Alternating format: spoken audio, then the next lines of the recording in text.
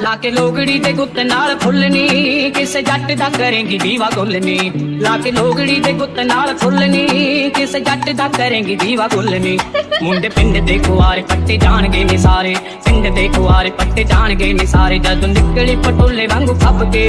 ਜਦੋਂ ਨਿਕਲੀ ਪਟੋਲੇ ਵਾਂਗੂ ਫੱਬ ਕੇ ਨੀ ਜੱਟ ਨੂੰ ਜੇ ਆਉਂਦਾ ਮਾਰਦਾ ਜਦੋਂ ਹੱਸੀ ਨੀ ਤੂੰ ਕੱਪੀ ਅੱਖ ਦੱਬ ਕੇ ਨੀ ਜੱਟ ਨੂੰ ਜੇ ਆਉਂਦਾ ਮਾਰਦਾ